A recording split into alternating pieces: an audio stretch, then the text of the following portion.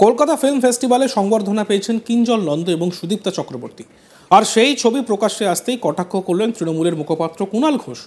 তার প্রশ্ন, নিজেদের স্বার্থে চলচ্চিত্র উৎসবে যেতে সমস্যা নেই, তাহলে দুর্গোৎসবের সময় সব রকম নেতিবাচকতা ছিল কেন?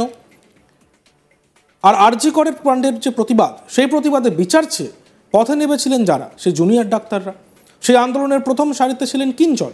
সেই আবহেই সেপ্টেম্বর মাসে মুখ্যমন্ত্রী মমতা বন্দ্যোপাধ্যায় পুজোর আগে উৎসবে ফেরার আহ্বান জানিয়েছিলেন। তার সেই বক্তব্য নিয়ে বিতর্ক শুরু হয়ে যায়। উৎসবে না ফেরার ডাক দিয়েছিলেন সুদীপ্তা চক্রবর্তী, কিঞ্জল নন্দরা। কিন্তু এদিন তারাই কলকাতা আন্তর্জাতিক চলচ্চিত্র উৎসবে যোগ দিতে তাদের কটাক্ষ শানালেন কুণাল ঘোষ। সুদীপ্তা ও কিঞ্জলের কিছু ছবি পোস্ট করে তিনি লেখেন, দুর্গোৎসব খারাপ, ফিল্ম উৎসব ভালো, দ্রোহের দ্বিচারিতা, নন্দন চত্বরে শুক্রবার। কিঞ্জল এবং সুদীপ্তা কোনো ব্যক্তি আক্রমণ নয়, কৌতূহল, উৎসব, বিচার, এসব লেখার পর নিজেদের স্বার্থে চলচ্চিত্র উৎসবে যেতে সমস্যা নেই, তাহলে দুর্গোৎসবের সময় সব রকম নেতিবাচকতা কেন ছিল?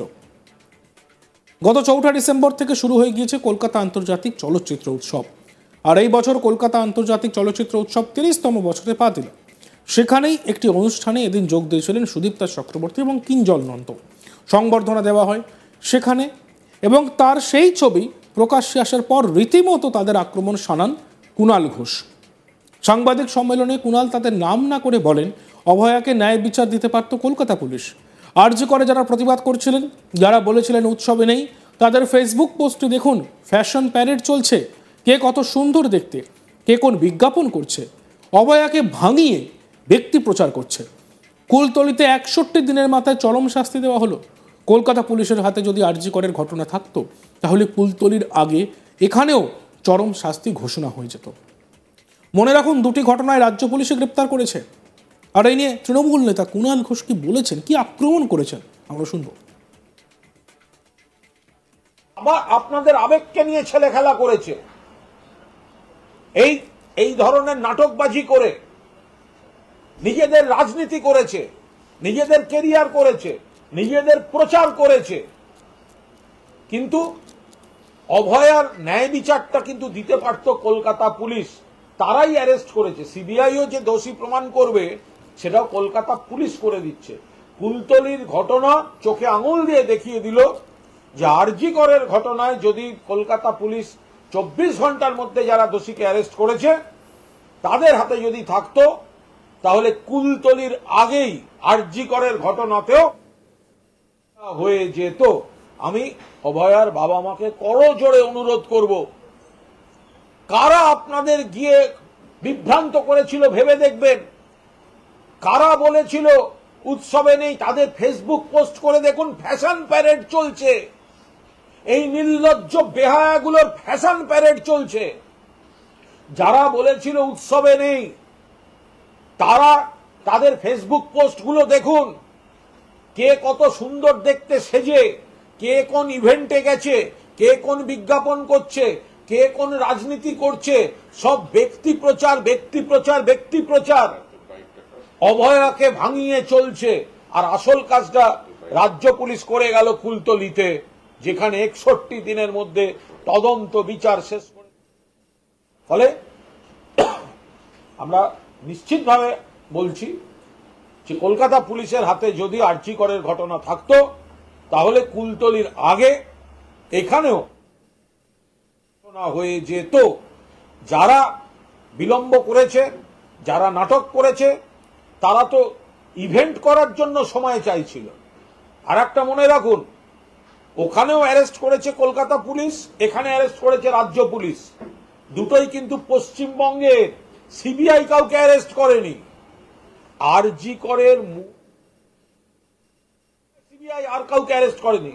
যাকে অ্যারেস্ট করেছে সে কিন্তু কলকাতা পুলিশ যাকে অ্যারেস্ট করেছে তাকেই সোনারেস দেখিয়েছে। ফলে এটা থেকে এই যে বিভ্রান্তিগুলো তৈরি করা হচ্ছিল, আরজি করের ক্ষেত্রে গল্প তৈরি করা হচ্ছিল, কুলতলিতেও ন্যায় বিচার হলো, 61 দিনে হলো। তার জন্য কোটি কোটি টাকা বাজার থেকে তুলতে হয়নি। কুলতলিতেও ন্যায় বিচার হলো, তার জন্য কোটি কোটি টাকা বাজার থেকে তুলতে হয়নি। রাস্তাঘাটে নাটক করতে হয়নি।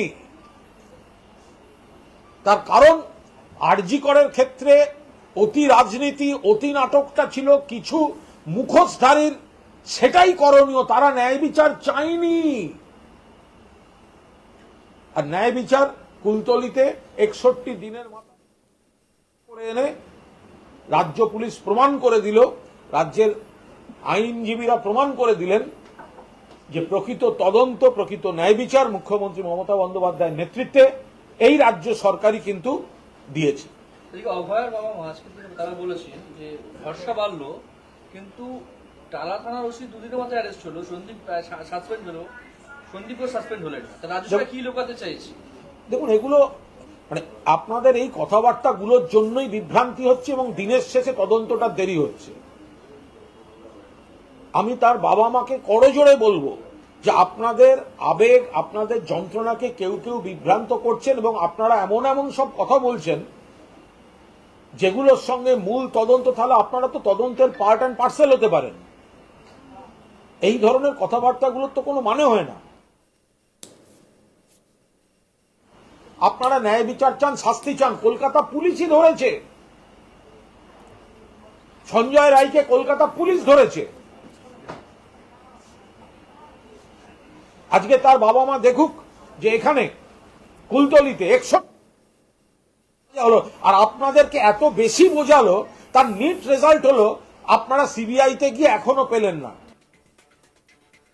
প্রসঙ্গত, কলকাতা ফিল্ম ফেস্টিভ্যালে সংবর্ধনা পেয়েছেন কিঞ্জল নন্দ এবং সুদীপ্তা চক্রবর্তী। আর সেই ছবি প্রকাশ্যে আসতেই কটাক্ষ করলেন তৃণমূলের মুখপাত্র কুণাল ঘোষ।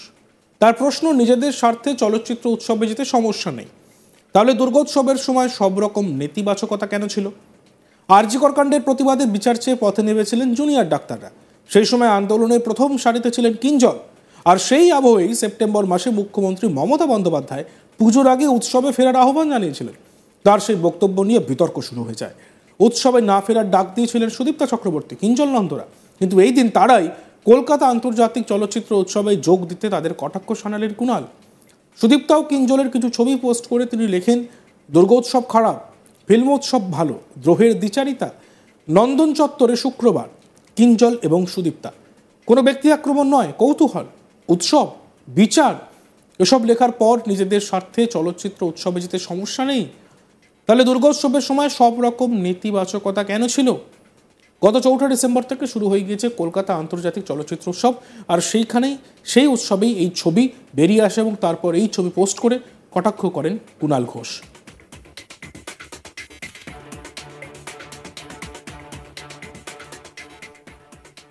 দেখতে থাকুন আজ তাক বাংলা, সাবস্ক্রাইব করতে ভুলবেন না।